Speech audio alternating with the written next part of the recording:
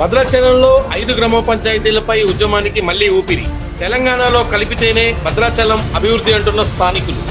రాష్ట్ర విభజనలో తెలంగాణ నుంచి ఆంధ్రాలో కలిసిన 5 గ్రామ పంచాయతీలను తిరిగి తెలంగాణలో కలపాలని, ఆక్రమణకు గురవుతున్న భద్రాద్రి రామయ్య భూములను కాపాడాలని, అవసరమైతే ఉద్యమాన్ని మరింత ఉధృతం చేస్తామంటున్న స్థానికులు. భద్రాచలంలో జరుగుతున్న హాట్ టాపిక్ పై మా 8 టీవీ రిపోర్టర్ జగన్ అందిస్తున్న ఎక్స్క్లూజివ్ స్టోరీ మీకోసం. దక్షిణ అయోధ్యగా పేరుగాంచినటువంటి భద్రాచలం 2014లో జరిగిన విభజనలో తీవ్రంగా నష్టపోయింది.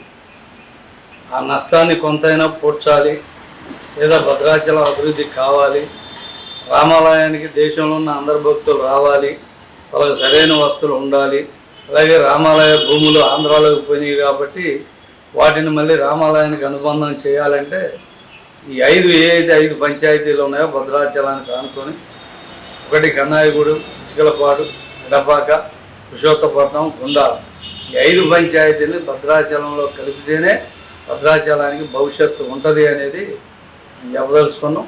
ఎందుకంటే లేకపోతే ఇప్పుడే చూస్తూ ఉన్నాం, భద్రాచల పట్టణానికి ఆనుకొని ఉన్నటువంటి కొన్ని కాలనీలు కూడా ఆంధ్రాలో కలవడం జరిగింది. అంటే రోడ్డుకు ఒక పక్క ఆంధ్ర, ఒక పక్క తెలంగాణ, చాలా దుర్మార్గమైన విభజన జరిగింది. కేంద్ర ప్రభుత్వం 2014లో ప్రత్యేక ఆర్డినెన్స్ తీసుకొచ్చి 7 మండలాలని ముంపు మండలాల పేరుతోటి ఏపీలో కలవటం వల్ల ఇవాళ ఇంత ఇబ్బంది వచ్చింది. కనీసం ఏదో పాండవులు అడిగినట్టు 5 ఊళ్ళు ఇమ్మని, కనీసం ఈ భద్రాచలానికి 5 గ్రామ పంచాయతీలు ఇస్తే కానీ దీని భవిష్యత్తు ఉండదు. కాబట్టి ఇక్కడ ఉన్నటువంటి కాంగ్రెస్ ప్రభుత్వం, రేవంత్ రెడ్డి ముఖ్యమంత్రి గారు కానీ, పక్కనున్న ఆయన గురువు గారు చంద్రబాబు నాయుడు గారి ఎన్డీఏ ప్రభుత్వం కానీ, లేదా కేంద్రంలో అధికారంలో ఉన్నటువంటి ఎన్డీఏ పక్షమైనటువంటి బీజేపీ ప్రభుత్వం కానీ మొత్తం కూడా ఒక సిండికేట్గా ఉన్నారు. కాబట్టి వీళ్ళు తలుసుకుంటే 5 ఇప్పుడే అవకాశం ఉంది. కాబట్టి ఈ 5 పంచాయతీలని తప్పనిసరిగా భద్రాచలంలో కలపాలని చెప్పి మేము డిమాండ్ చేస్తూ ఉన్నాం.